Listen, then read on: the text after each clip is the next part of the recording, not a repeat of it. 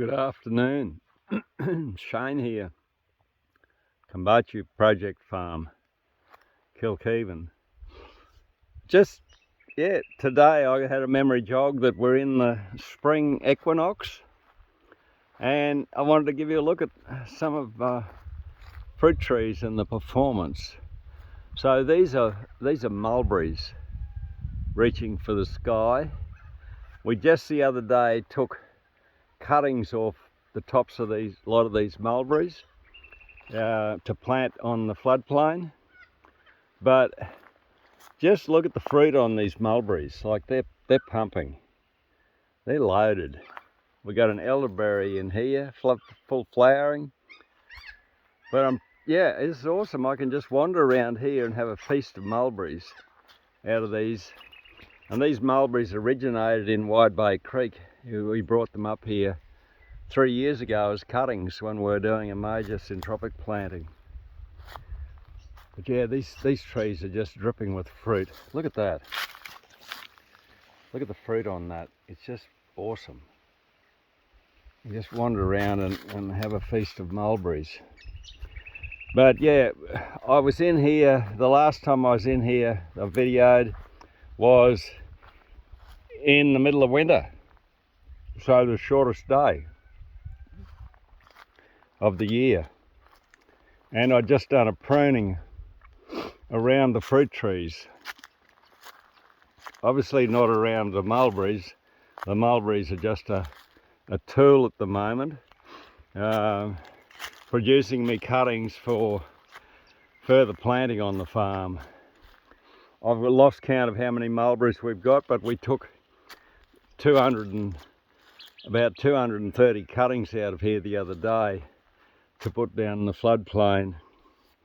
Here's a little bit of rocket growing here, self-seeded rocket from when we were vegetable gardening in here. The ukes are reaching for the sky again. I think these ukes were pruned back. Some of these were pruned about probably 12 months ago. You can see the pruning there and the coppicing.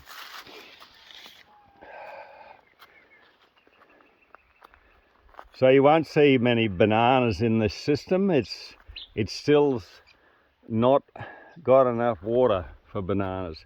Here's a mulberry that got taken down in the pruning somehow or other. He's coming back again. But the things that are impressing me here are the likes of these mangoes that are just in full bloom. They're going for it. Wander along up the row, another mango in full flower. And you can see again in here, the way I've been pruning these mangoes is taking off the growing tip. And instead of having one sprout, we end up with 3 or 4 or 5 sprouts.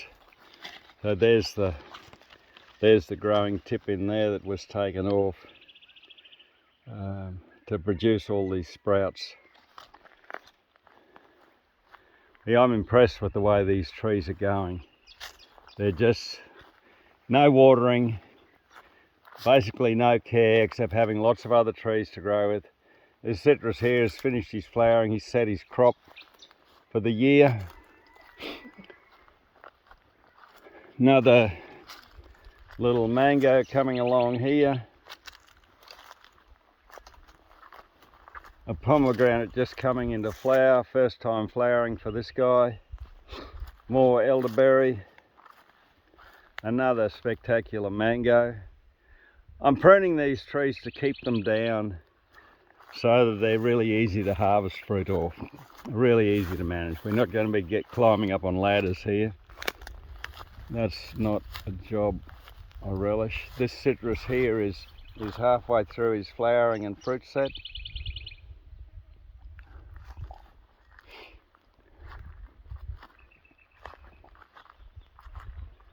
We've got a fig here in full leaf.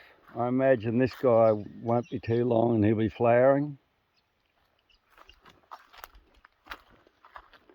A big ice cream bean just coming into his first flowering. I've got a massive ice cream bean here that are just having their first flowering. I'm going to be inundated with ice cream beans, but I've got a plan for the fruit, and yeah, I've got a plan for the seed. I'm going to start planting ice cream beans in all my frost-free country as part of the tree system, part of the fodder system for stock. This is a white sapote that I pruned last time. You can see he's got a whole lot of new growth on him. One of the citrus, an avocado tree. I suspect this avocado here is a grafted tree. I find the grafted avocados are pretty miserable bloody trees at the best of times because they're rich kids. They've been raised in a nursery under ideal conditions. When you chuck them out here in the street, sometimes they'll really struggle. This is another avocado in behind it here. This is a seedling avocado, and he's just having his first big flowering.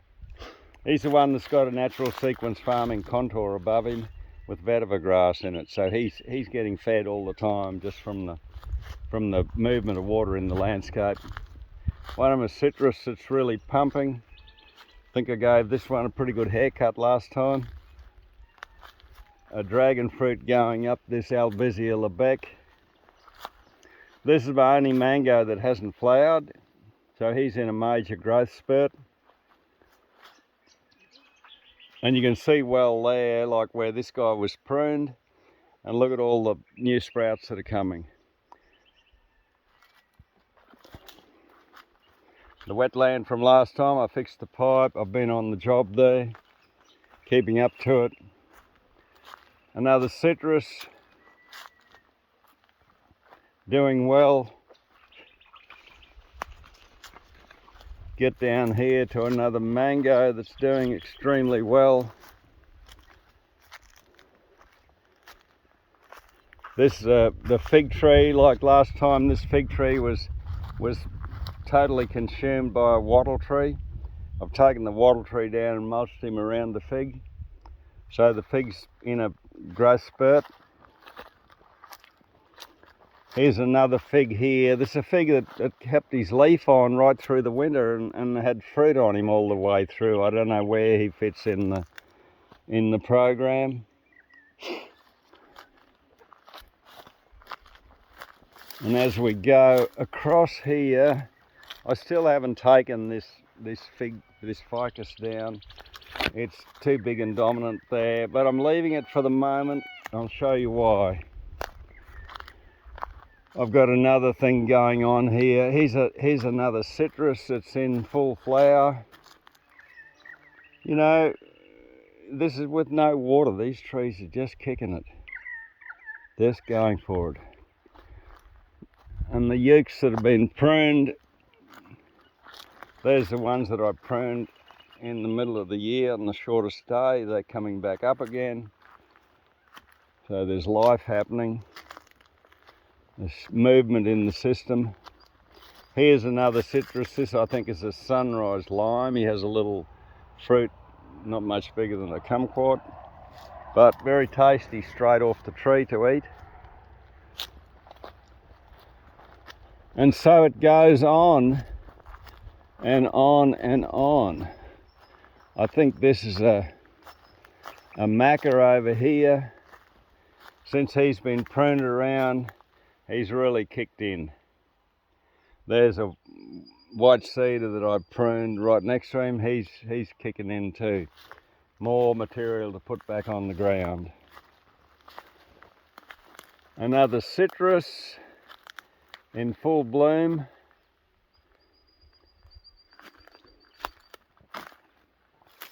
I've gone around in this area and you'll see a passion fruit there on the ground. I've gone around in these trees and I've chucked ripe passion fruit all over the place. I've got 2 vines here that have gone up trees, and I'm getting an abundant harvest off them. So I'm going and copying that example and throwing them around the tree rows, hoping I'll get a few passion fruit going up some of these trees, so I'll have another crop that's so easy to harvest. You just pick them up off the ground as they drop off. This Dolichos, we just harvested a heap of seed off this guy the other day. He's got more ripe seed on him now, plus he's just started flowering again. A case of abundance, so I'll take this seed. I'm now pretty much at Kombucha, I'm pretty much self-sufficient in seed to go out and plant into all my tree rows that I've just created. I've just created 24 hectares of tree rows down on the floodplain, and a lot of that will be done with seed bombs, the planting there. Here's a pomegranate on his first flowering. They have the most beautiful flower on these guys, as well as producing nice fruit. They're quite an ornamental specimen. Here's my pink grapefruit that I had a good harvest off, and he's into it again. What a massive crop he's going to have this next time round. Oh wow, look at this. Here's a Macker. This guy's hitting his first flowering. Good on you, mate. Go for it. I'm trying to get things like macadamias and pecans in these systems so that I have nuts dropping on the ground that will potentially be there to fatten things like pigs that do really well on macadamias. Here's another mango. It seems like I've got an abundance of mangoes here in this system. And then that's pretty much gets us out of the fruit tree part of this system. There's another avocado here, and this is another one of these things that I suspect is a grafted tree, and it's actually flowering, so good on you, mate. Dig in and go for it. And then the other revelation, so in this area here, I've pruned around the fruit trees, but I've left a lot of other trees up there. On this other side of the paddock, this is about a 1 hectare paddock. So on the other side here, I've got really no fruit trees in this half of the paddock, and I'm using this now for chickens and sheep. So I've just done a radical pruning in here. Some of these trees were 10 years old, unpruned. Some of them are, 3-4 year old trees. So I've gone in and done a radical pruning. I've left a couple, a hoop pine, a kauri pine, another kauri pine here. These 2 kauris were really interesting because I thought they'd died. So I went in the same spot and planted a casuarina, and what happened, the casuarina brought the kauri back to life, and so we got kauris growing. I've just pruned the casuarinas back. But yeah, this is a fairly radical pruning. This will probably shock a lot of people that are, tree huggers like me. It takes a lot for me to get to this level where I'm saying these trees were starting to dominate the system. The system was starting to stall out. It needed a growth pulse. So Cyclone Shane came in and with a chainsaw and a pole saw and laid this area on the ground.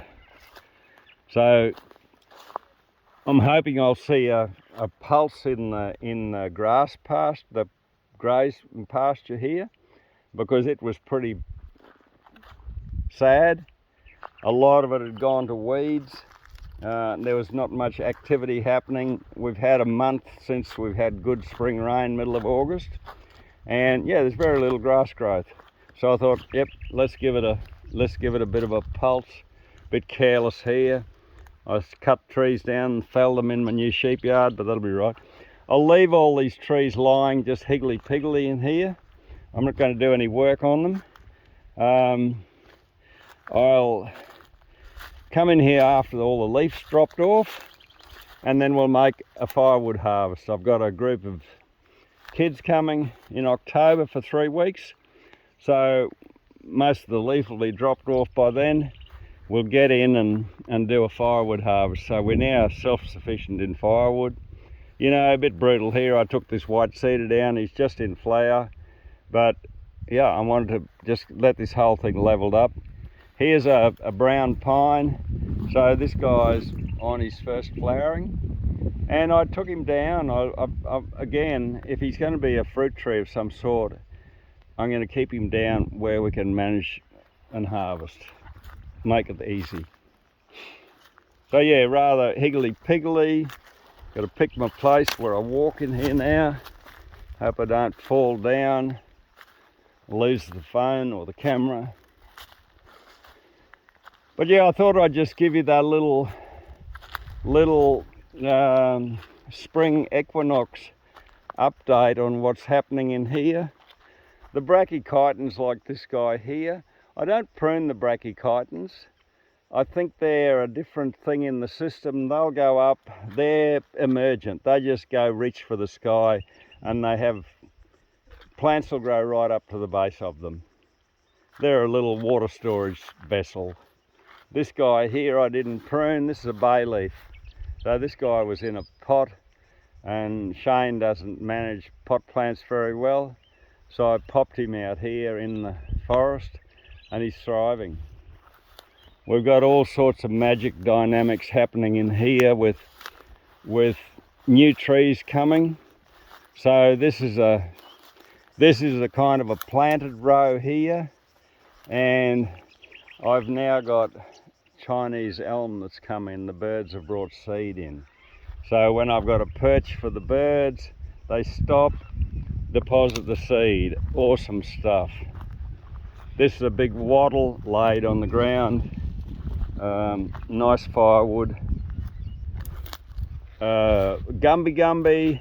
I haven't pruned the Gumby because we got a massive seed harvest off him last time, and so he's one we're harvesting seed off for propagation for spreading across the farm. This one here is a red cedar, a pretty bloody gnarly looking red cedar, but he had a big flowering. He's just flowering again. Good on you, mate. And we got a big seed harvest off him. So my local friend Evelyn, who does propagating, she took the seed, she'll propagate that. And here's already from this guy a seedling that's come up from this red cedar. So it's kind of, the paddock is telling me, man, I'm ready for red cedar. You know, bring it on. Here's a Mariah or mock orange. And that's pretty much the story. The jacaranda, I left. I'm waiting for the jacaranda to get over his flowering. The buds are just opening up. I noticed just on one of my jacarandas, they're just starting to get the mauve tinge to them. So in a week, they're going to be full flight. I'll leave this guy till he's done his flowering, and then I'll give him a pruning and bring him back down.